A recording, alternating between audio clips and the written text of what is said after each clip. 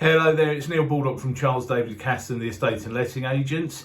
Just making a video on rental scams. We've recently had a case in one of our local community Facebook pages where somebody's been conned out of £200, I believe, as a result of a scam, a rental scam, and unfortunately these are quite commonplace. So I've come up with 5 things you can do to protect yourself as a tenant if you're looking to rent a property.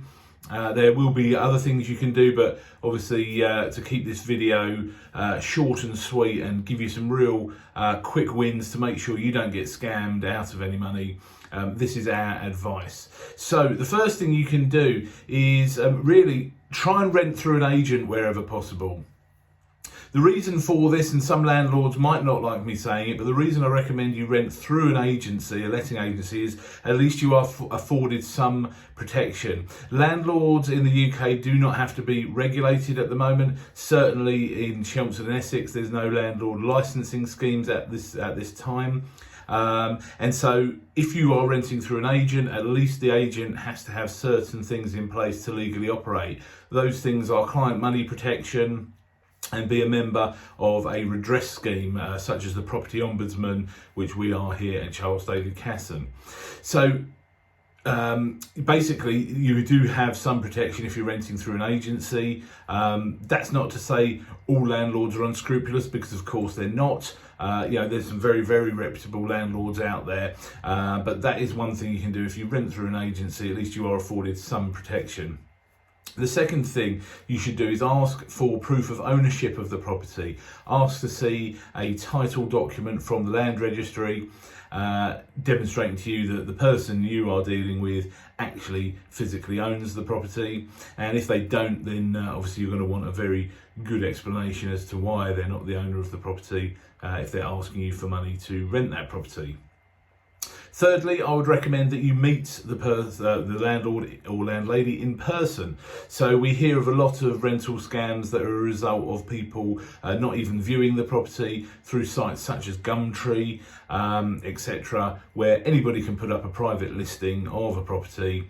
They could scrape photos off of Rightmove, off of Zoopla, put it up on Gumtree or Facebook, and then they take a holding deposit from you over the phone before you've even got to see the property. So definitely don't do that. Go and meet people in person. Go and actually physically view the property. And that's another way to keep yourself and your money safe. The fourth thing I want to mention is there's something, a piece of legislation out there called the tenant fee ban. Now that does actually cover landlords and letting agents. So whilst I say renting through an agency is best because of the legalities that they have to have in place to actually legally operate, if you are renting directly through a landlord, then they still have to comply with quite a lot of legislation. And one of those things is something called the tenant fee ban. And that regulates how much money they can actually take from you as a deposit. So to hold a property, the holding deposit can only be 1 week's rent, and the total deposit can only be 5 weeks rent. That is the maximum. So anybody who's asking you for more than that, then you should dispute that with them.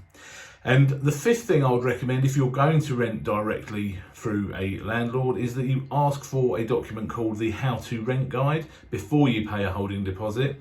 Actually, under the legislation, you're required to be provided with that before you actually hand over any monies. So I would ask you to ask for the How to Rent Guide, the current edition of it, and also ask which deposit protection scheme they're going to be using, and ask to see a copy of the tenancy agreement they're going to be using, and a document called the Prescribed Information, which is a document which tells you how your deposit is going to be protected.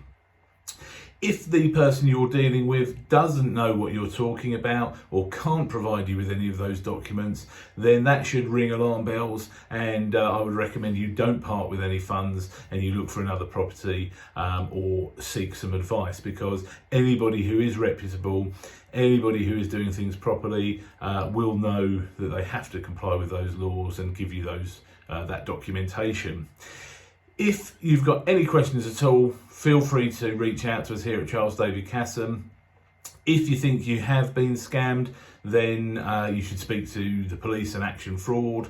But as I say, if there's anything that creates any doubt in your mind as to whether you should part with money, then please don't do it. I know when you see a property, and it's very competitive out there in the market for property, so quite often it's very tempting to pay over those monies quickly to secure the property. But please take your time, make sure the person you're dealing with or the agency you're dealing with is reputable. And as I said, whilst I'm recommending you rent directly through an agency to afford yourself some protection, you should also ask the agency to see their client money protection, their redress scheme, etc. Their website is legally required to display that, and they will be happy to provide you with all of these things if they're a reputable company to deal with.